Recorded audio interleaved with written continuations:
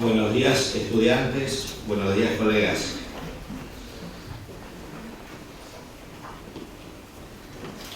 Me han pedido que entre al ruedo y eso es lo que pienso hacer aquí.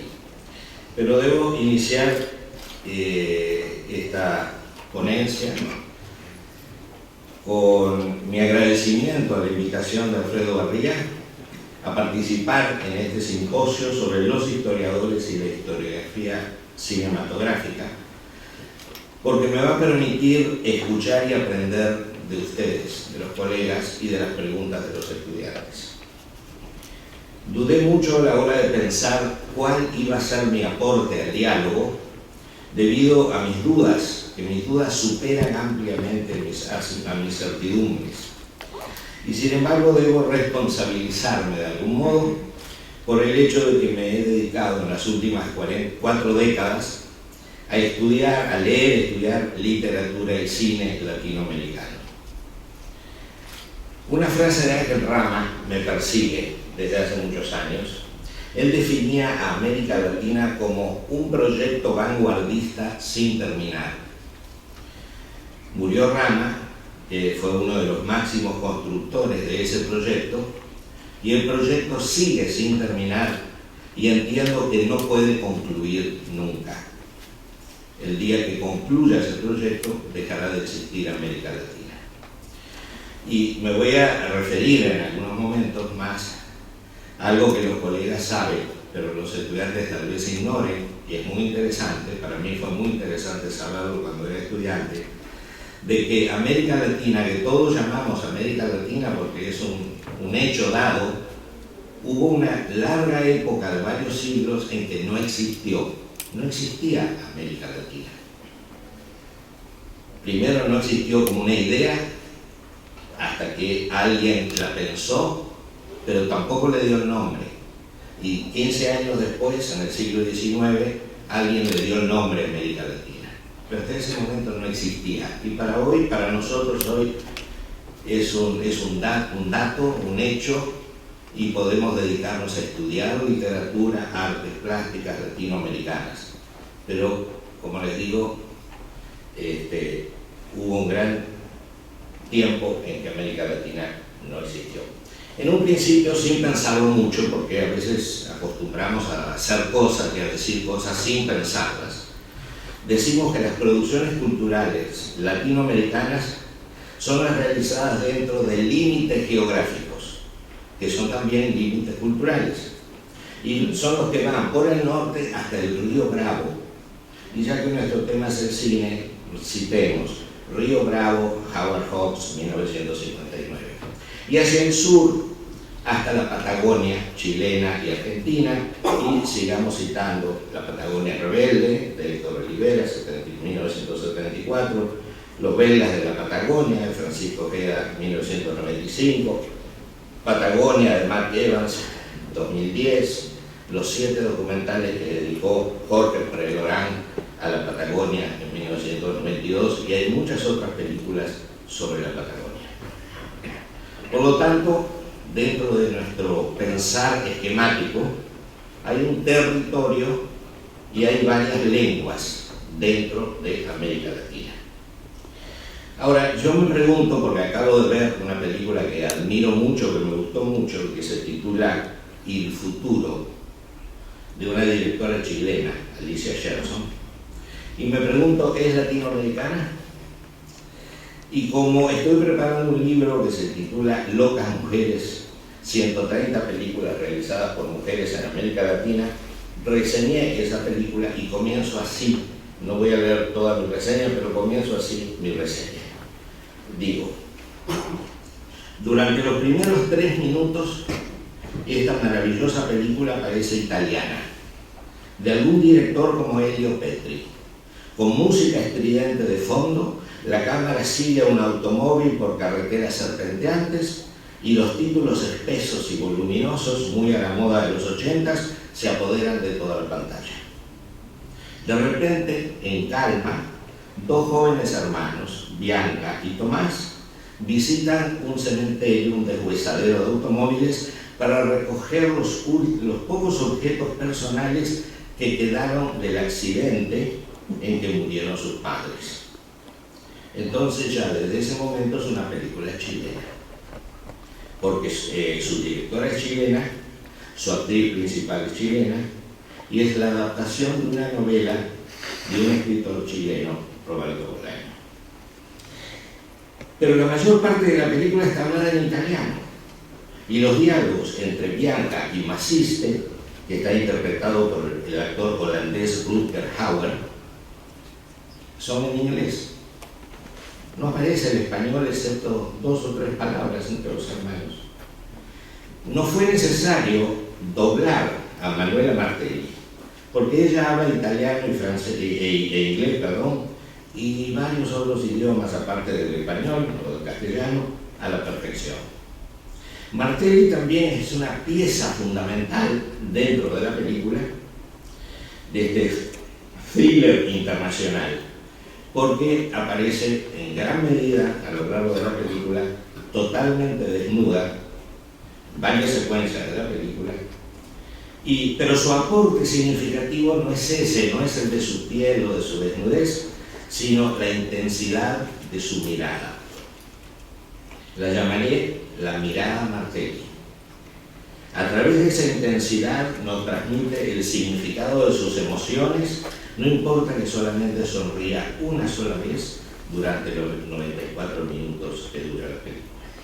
Esto es lo que comencé a escribir en mi reseña sobre esta película. Entonces me pregunto, la presencia de 2 huérfanos, los personajes chilenos, ¿convierte a una película en chilena? Una directora y un novelista chilenos ¿identifican a una película como chilena? Y como Chile está en los límites geográficos que acabo de mencionar entre el Río Grande y la Patagonia, ¿es esta una película latinoamericana? Después de intentar limitar a América Latina como un espacio geográfico en que se produce la cultura y de referir al menos a este ejemplo de película latinoamericana de Alicia Gerson, no filmada en este espacio, ni hablada en las lenguas predominantes, me pregunto de dónde surgió la idea, el concepto de América Latina, y acudo, como corresponde, soy uruguayo, al notable libro de otro uruguayo, de Arturo Ardao, Génesis de la idea y el nombre de América Latina. Es un libro que se publicó en 1980. No abundaré, no sintetizaré ese libro, voy directamente al meollo, al corazón de las tesis de Ardao. El primero que concibió la idea de una América Latina, el primero que tuvo la idea de una posible América Latina, fue un francés, Michel Chevalier, en sus Cartas sobre América del Norte, 1836. A pesar de que fue el primero que concibió la idea de una América Latina, nunca se atrevió a llamarla América Latina como una identidad. Chevalier pensaba con cabeza francesa, al distinguir entre raza latina y raza anglosajona. Su pensamiento era obviamente eurocéntrico, y para disminuir la influencia que ya se notaba de la América anglosajona sobre Sudamérica, pretendió proponer en esas cartas que menciono lazos de familia entre Francia y América del Sur. Sigue sorprendiéndome el hecho de que Chevalier consiguiera pensar en una América Latina, pero aún no acertara a darle el nombre, que sería obviamente ese, América Latina. La idea estaba, pero el nombre no. Ardao cita a Chevalier en una de sus cartas. Ahora habla Chevalier, dice: nuestra civilización europea procede de un doble origen, de los romanos y de los pueblos germánicos, haciendo por un instante abstracción de Rusia, que es una recién llegada y que ya sin embargo iguala a los más poderosos de los antiguos pueblos. Se subdivide en 2 familias, de las cuales cada una se distingue por su semejanza especial con una de las 2 naciones madres que han concurrido a engendrarlas, a la una y a la otra. Así, hay la Europa latina y la Europa teutónica. La primera comprende los pueblos del mediodía, la segunda los pueblos continentales del norte e Inglaterra. Esta es protestante, la otra es católica. Una se sirve de idiomas en los que predomina el latín, la otra habla lenguas germanas. Las dos ramas, latina y germana, se han reproducido en el Nuevo Mundo. América del Sur es, como la Europa meridional, católica y latina. La América del Norte pertenece a una población protestante y anglosajona. Eso dice entonces Chevalier. Pero Ardao comenta, la idea de una América Latina quedaba así establecida con el correlativo ensanche de su filiación histórica en el juego de nuevos valores a escala universal. No será sino en la década del 50, 15 años después, que la adjetivación América Latina, latina como adjetivo, se sustantive, dando paso al nombre, por primera vez, de América Latina. Ardao observa que el pasaje de una idea de una América Latina a la idea y el nombre de América Latina no fue automático, pero tampoco tardío. Más lento y dificultoso iba a ser el proceso de admisión, de difusión y de imposición de dicho nombre, al que diversos factores favorecían, pero al que otros obstaculizaban. Solo en la segunda mitad del siglo XX ha podido presenciarse su consagración universal, la consagración universal del nombre América Latina. Aquel pasaje de la mera adjetivación a la sustantivación gentilicia no lo conoció nunca la Europa Latina, expresión surgida al mismo tiempo y siempre de uso corriente, menos aún las relativas a los sectores latinos, por igualmente latinizados, de todos los demás continentes: Norteamérica Latina, África Latina, Asia Latina, Oceanía Latina. Así ha sido en parte porque solo en el caso de nuestra América, mal llamada a veces subcontinente, se ha tratado no de la fracción de un continente, sino de un continente entero, en acepción histórica que rebasa todavía a la geografía estricta. Pero ha sido así, sobre todo, porque solo en el caso de nuestra América la expresión fue asumida desde sus orígenes por la conciencia de una nacionalidad o supranacionalidad que desde tiempo atrás pugnaba confusamente por definirse para de ese modo identificarse. Termina la cita de Ardao. Al fin, fue un colombiano, José María Torres Caicedo, quien nombró a América Latina.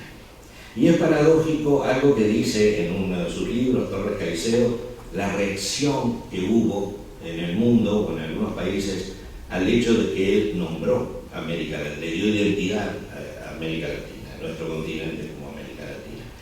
Dice en un libro de 1875 Torres Caicedo, dice, desde 1851 empezamos a dar a la América española el calificativo de latina. Y esta inocente práctica nos atrajo el anatema de varios diarios de Puerto Rico y de Madrid. Se nos dijo, en odio a España rebautizáis la América. No, repusimos, nunca he odiado a pueblo alguno, ni soy de los que maldicen a la España en español. Hay América anglosajona, dinamarquesa, holandesa, etc. La hay española, francesa, portuguesa, y a este último grupo, ¿qué denominación científica aplicarle sino el de latina? Conseguida así la existencia al fin de América Latina, continué investigando cómo había sido vista su historia, puesto que de historia y de historiografía es este coloquio. Y no comencé por la historia y la historiografía del cine, sino que tomé otro de los campos en los que he trabajado durante años, que es el de la literatura, porque ha sido mucho más abundante la historia de la literatura latinoamericana que la historia del cine latinoamericano.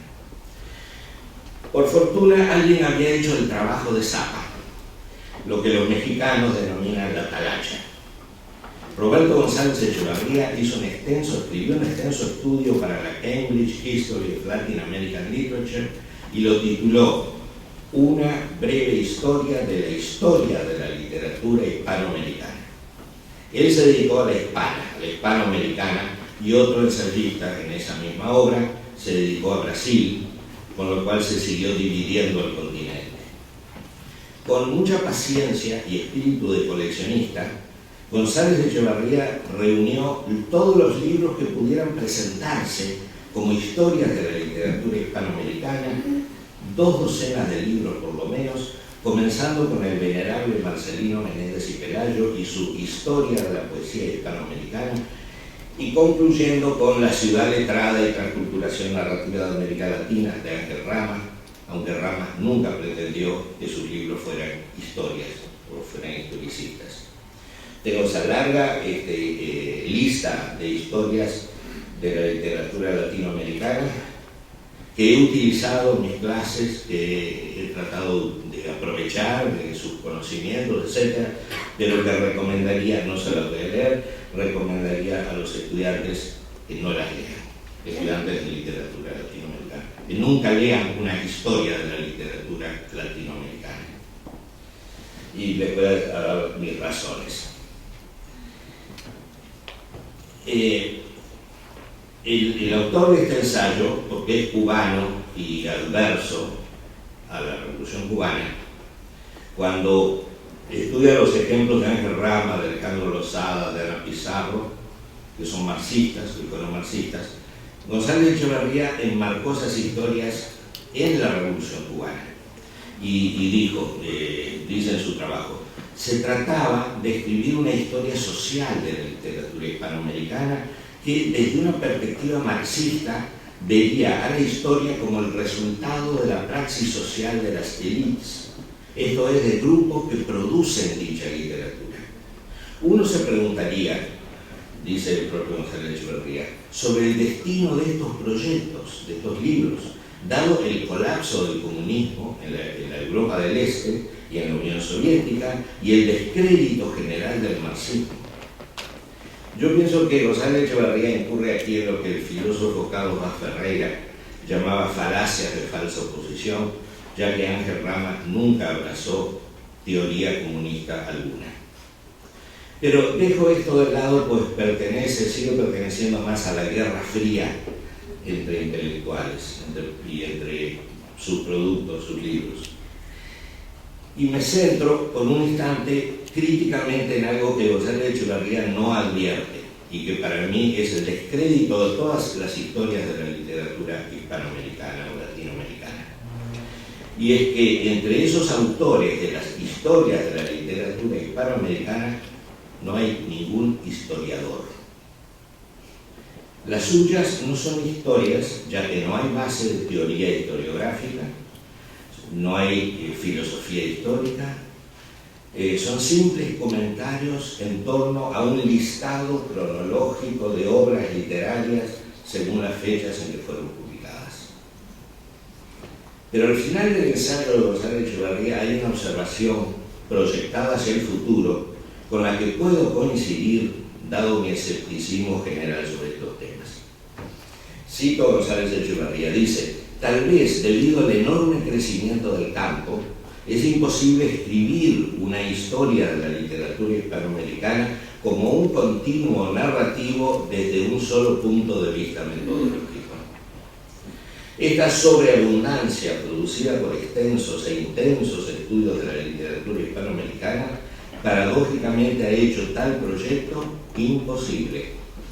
Muy bien podría también ser que la historia literaria como forma narrativa sea ya obsoleta, particularmente cuando uno tiene que ver con un fenómeno de tantas variaciones como la literatura hispanoamericana. Las actuales modas metodológicas, sigue diciendo González Echevarría, hacen improbable que una historia como las de Arrón y Anderson Inberg vuelvan a ser escritas. Y cierro la cita.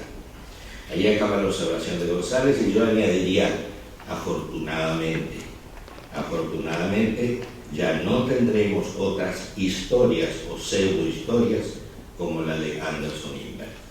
Libro, esos dos breviarios del Fondo de Cultura que hemos utilizado durante muchos años los profesores, pero que son totalmente obsoletos en mi criterio, porque no hay un concepto de historia, es solamente una guía telefónica sin números telefónicos, simplemente con los nombres de los autores y de sus libros de poesía o de narrativa.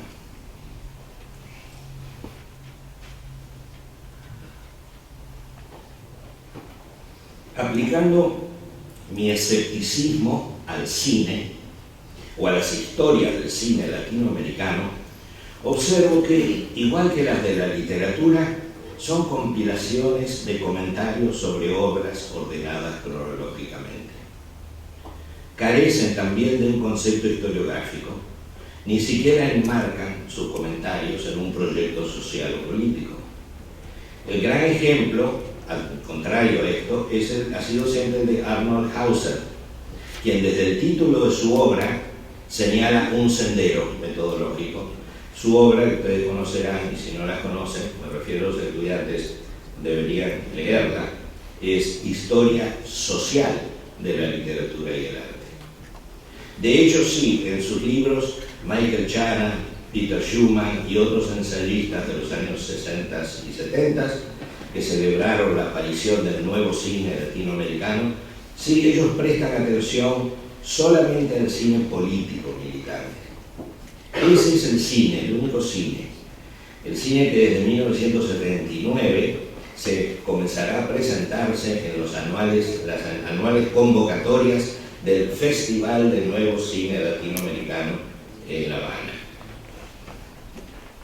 No voy a entrar en esta polémica, ya que los interesados pueden verla en detalle en el libro de Verónica Cortines y Manfred Engelbert, en el capítulo 1, Cuestiones de Método. Yo también tengo alguna parcial reserva ante las conclusiones de estos queridos amigos, pero no hay duda de que ellos aciertan plenamente en el diagnóstico de qué se consideraba cine latinoamericano en aquella época y por qué sus historias del cine latinoamericano fracasaron. Por eso yo suspendo aquí esa revisión, pero a la vez me siento feliz de tener alguna conclusión propia sobre futuros caminos para la historiografía del cine latinoamericano. Quisiera hacer algunas propuestas y pasar del escepticismo a una cierta esperanza productiva y creativa y original para futuras generaciones de estudiosos del cine de nuestro continente. Lo voy a hacer desde la perspectiva de un marxista melancólico, como nos denomina Thomas Mullian en el último número de Clinic que tengo aquí, que me parece una magnífica bibliografía, magnífico material bibliográfico, y que así nos denomina Thomas Mullian, quienes seguimos abrazando el marxismo a pesar de algunas batallas perdidas. Y quisiera plantear sucintamente la posibilidad que tenemos, que creo que los jóvenes tendrán en el futuro, jóvenes estudiosos del cine, de revisar los 115 años de cine latinoamericano de los más de 20 países latinoamericanos con miradas sesgadas. Yo creo que ya una historia del cine latinoamericano como totalidad es imposible, pero esas miradas sesgadas creo que son posibles. En eso baso mi esperanza. Y entonces, para pensar, bueno, ¿cuáles serían posibles miradas sesgadas? Me pregunto, ¿es que ha habido algo fresco, original, nuevo en el cine de las últimas 4 décadas? ¿Hay nuevas miradas? ¿Qué podemos revisitar desde nuevas perspectivas, que estoy llamando también miradas, perspectivas, etc.? Y encuentro que algunos rasgos que nos permitirían volver a ver el cine de estos 115 años son los de género, raza, clase social e ideología. No en forma pura y aislada, no cada una en forma pura y aislada, porque a veces esas categorías se entrecruzan. Pero si hay algo nuevo en nuestro cine, es lo que han aportado con su mirada las mujeres, desde la escritura de guiones, la dirección cinematográfica y un ángulo fundamental en cine que muchas veces no apreciamos, pero que es fundamental, y es la dirección de fotografía. No sé si han advertido ustedes que hay numerosas y excelentes directoras de fotografía en el cine latinoamericano. Pero ustedes se preguntarán, ¿de qué está hablando aquí el profesor de Stanford? ¿De un cine feminista? Y contesto, no, definitivamente no estoy refiriéndome al cine feminista. Me refiero a un cine sin agendas, solamente miradas, y muy diversas miradas, que nos han descubierto universos inéditos, por lo menos a mí me han descubierto universos inéditos y a veces insólitos, insospechados. Aunque los temas de las películas, de sus películas dirigidas por mujeres, hayan sido tratados por realizadores hombres, sus miradas han renovado el panorama del cine. Ejemplificaré. He dedicado un año a ver exclusivamente, el último año he visto exclusivamente películas escritas y realizadas, dirigidas por mujeres. Y estoy plenamente convencido de que esa es la novedad en la segunda mitad del siglo XX y lo que va del siglo XXI, en lo que tiene que ver con el cine latinoamericano y probablemente mundial. He escrito 130 ensayos sobre 130 películas, la mayoría de las cuales me han motivado y entusiasmado. 130 es una imposición casi exclusivamente editorial, porque el libro que voy a publicar en sus estudios se titula Locas Mujeres, 130 películas realizadas por mujeres en América Latina. Probablemente el libro aparecerá el próximo año y lo presentaremos aquí, porque ya estará en forma de libro. Y como ustedes saben, le pedí prestado a Gabriela Mistral el título, Locas Mujeres. Eso para prevenirme de que las realizadoras no se enojen conmigo por tratarlas de locas. Para mí, todo hombres y mujeres que hagan cine en América Latina son locos, porque no ganan fama, no ganan dinero, no ganan nada, pierden el pelo, como nosotros, como yo y como otros críticos, se dejan de dormir, tienen insomnios, etc. ¿Por qué hacer cine? Y una vez le pregunté a García Márquez, comencé una entrevista, la única entrevista que me concedió García Márquez, a pesar de que lo conocí durante varias décadas, y mi pregunta era, ¿por qué crees tú que los cineastas latinoamericanos siguen haciendo cine? Y la respuesta de él fue, primero yo creí que era una butada, una broma, pero su respuesta fue, si no lo hicieran, se morirían. Y efectivamente, después repensada, sí, lo único que saben hacer los directores de cine, hombres o mujeres, es cine. Y morirían como profesionales, como intelectuales, como artistas. ¿A qué se van a dedicar? Si no es hacer cine, si su vocación es hacer cine. Bueno, no estoy haciendo aquí un aviso promocional de mi libro, sino contándoles mi experiencia. Me pasé un año entero viendo no solamente 130 películas, viendo casi 200 películas realizadas por mujeres. Y pensé, en los 80s del siglo pasado, el cine realizado por mujeres parecía concentrarse en María Luisa Bember, la directora argentina, y en una o dos realizadoras mexicanas. Me refiero a un cine consistente, no de realizadoras que hubieran hecho una película y luego nada más. Es decir, una obra sostenida. ¿Quién lo podía hacer? María Luisa Bember fue un poco un faro, un comienzo. Pero en los últimos 40 años la situación se hizo explosiva. Creo que llega a 200 títulos los de películas realizadas por mujeres en América Latina en estas décadas, y en su mayor parte son notables. Una de las mejores, Una de las mejores películas que he visto en los últimos años, en el último año, se titula De jueves a domingo y es ópera prima de una jovencísima directora chilena, Dominga Sotomayor. La crisis de pareja, la crisis matrimonial, la disolución de una familia no es como tema novedad alguna en el cine chileno o en general cine latinoamericano. Ni el hecho de que las historias, muchas de las historias realizadas por mujeres en estos últimos años son miradas a través de niños, a través de los hijos, de los que sufren los que sufren más las rupturas matrimoniales y de familia. Y eso es como tema, el tema de jueves a domingo. Pero lo que me sorprendió de esa película, me entusiasmó, me hace afirmar que es afirmar que mi experiencia de veedor de cine, de espectador de cine, es una de las mejores películas que he visto en mucho tiempo, es la frescura con que esta directora y escritora de su propia película renovó el tema. El tema podía ser antiguo, pero lo renovó de una manera extraordinaria. Y creo que utilizó y lo pudo renovar intuitivamente con un dispositivo, con un truco. ¿Y cuál fue ese truco? Que le negó a su actriz principal, que es una adolescente de 13 años, 12-13 años, le negó el guión. No le dio el guión a leer y no le dijo de qué se trataba la película.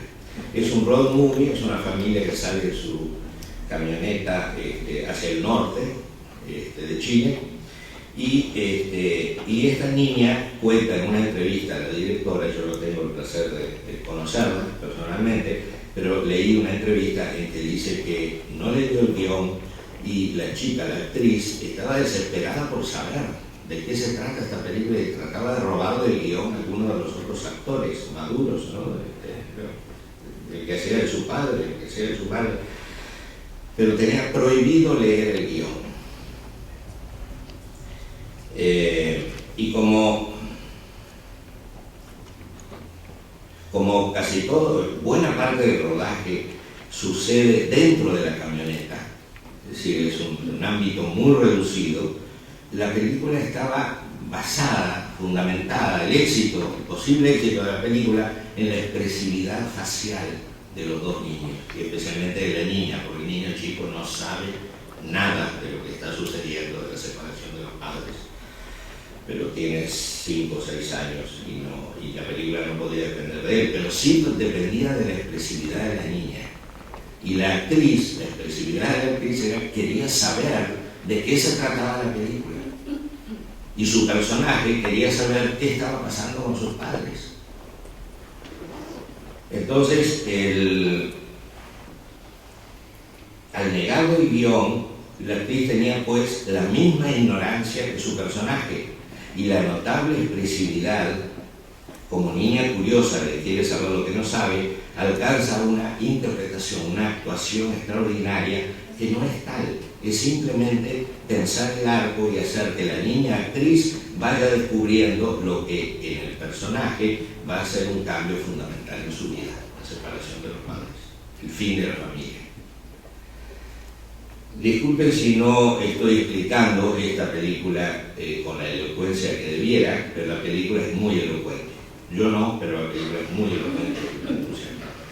A lo que voy es que ese progresivo descubrimiento de un personaje depende de la intuición operativa, dramatúrgica de la directora, de esa intuición que tuvo ella y que la decidió al no dejar de saber a su actriz, de la que dependía la película, dejar de saber qué estaba sucediendo con esos dos personajes que eran su padre y madre y en qué iba a terminar la película.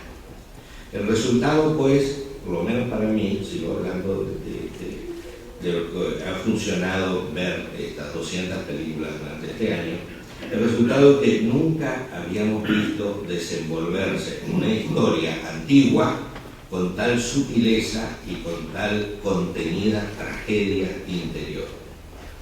Y voy a dar otro ejemplo brevísimo, porque Dominga Sotomayor ha realizado varios cortometrajes y uno de ellos se titula Game, juego electrónico. Es un niño de unos 6 años que está jugando con un televisor. Nosotros somos el televisor, el niño está frente a nosotros y detrás del niño hay una mujer y un hombre, y uno ve cómo el hombre está llevándose de la casa un cuadro, unos libros, varias cosas, y uno sabe que esa pareja se está disolviendo, esa familia se está disolviendo. El niño no sabe nada porque está abstraído en su game. Pero llega el momento que la madre le dice: papá necesita llevarse el televisor. Y el niño le dice: no. ¿Por qué no? Porque me falta terminar de jugar. Y entonces uno se da cuenta, el espectador se da cuenta, que el niño sabe perfectamente lo que está sucediendo con sus padres, pero no va a dejar el juego, el game y el televisor como una forma de impedir que sus padres se separen. Este cortometraje dura 5 minutos y me gustaría ver una película hecha por un hombre que tuviera esa expresividad no explícita, porque el niño jamás habla, los padres jamás hablan, excepto para pedirle el televisor y el niño para decirle no. En Abrir puertas y ventanas, película de 2011 de Argentina, Milagros Munenhager, se nos cuenta la vida de 3 hermanas a partir de la muerte de la abuela. No se mencionan a los padres, tal vez son desaparecidos de la Guerra Sucia Argentina, nunca lo sabremos, son películas que no son explícitas. Y además no es una película política, sino subjetiva, intimista, minimalista, que desenvuelve la relación de 3 hermanas con una sutileza como no lo había hecho ninguna película argentina antes.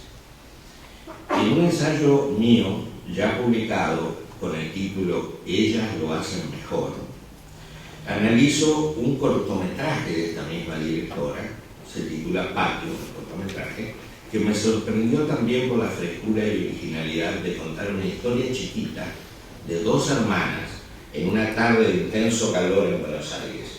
Y en ese cortometraje se da toda la relación psicoagresiva entre 2 hermanas de maneras insólitamente nuevas y diferentes. Y Rompecabezas, la película de Natalia Smirnoff, largometraje.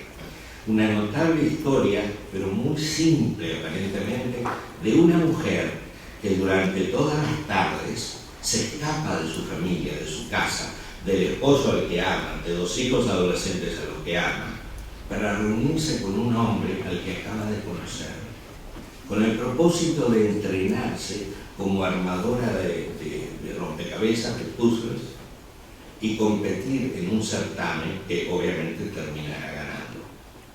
Es una película que en manos de un director hombre se desviaría hacia el tema de la infidelidad conyugal y la crisis del matrimonio, pero en manos de Natalia Smirnoff se convierte en una historia exenta de estereotipos, aunque provenga de aquella noción de Virginia Woolf de la necesidad de un cuarto propio para la ama de casa dedicada a servir a los hombres de su familia.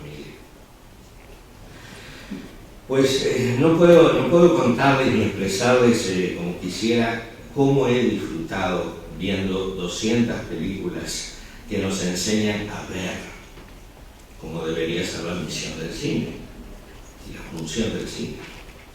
La propuesta entonces es la de revalorar los aportes de la cinematografía latinoamericana a partir de las miradas cercadas, como les decía, y creo que desde que el cine latinoamericano admite realizar varias historias que se entrecrucen entre sí, pero no de una sola historia del cine latinoamericano.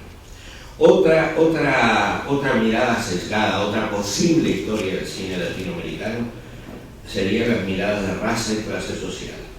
Volver a ver el cine desde la perspectiva de los marginados. Pueden ser los marginados sociales, como El Peje Sapo, de José Luis Sepúlveda, del 2007, o En el verano de los peces voladores, del 2013, de Marcela Said.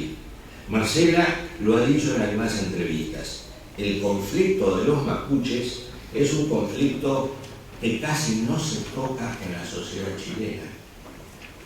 Esta sociedad se ocupa de invisibilizar a sus etnias indígenas. Y esto me recordó Cautiverio Feliz de Cristian Sánchez, cómo 6 meses de convivir cautivo con los mapuches le cambia la vida a Francisco Núñez de Pineda y Bascuñán, al punto de que una vez liberado ya no se habitúa a vivir con la civilización.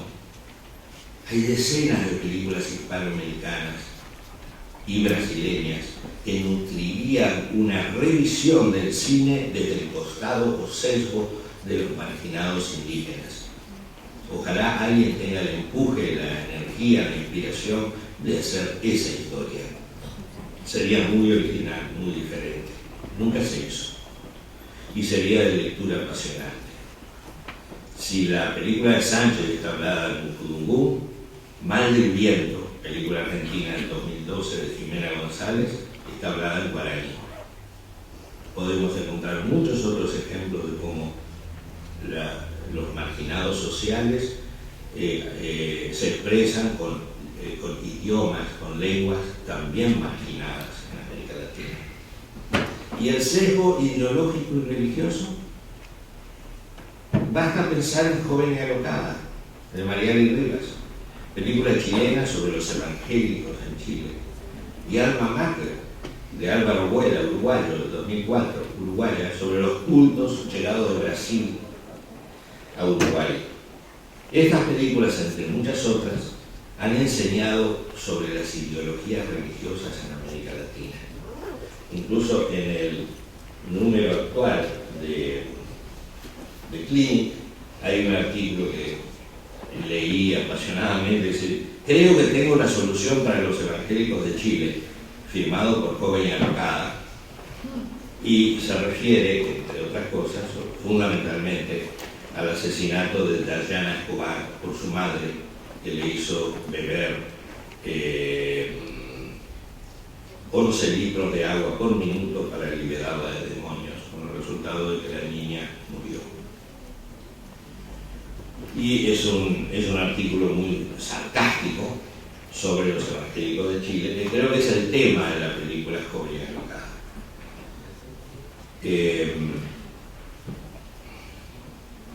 Esas películas, entre otras, nos han enseñado sobre las ideologías religiosas en América Latina y es, creo, un tema del que, haciendo un poco de rastreo, encontramos ejemplos potentes como para construir otra nueva y originalísima historia del cine latinoamericano desde un sesgo.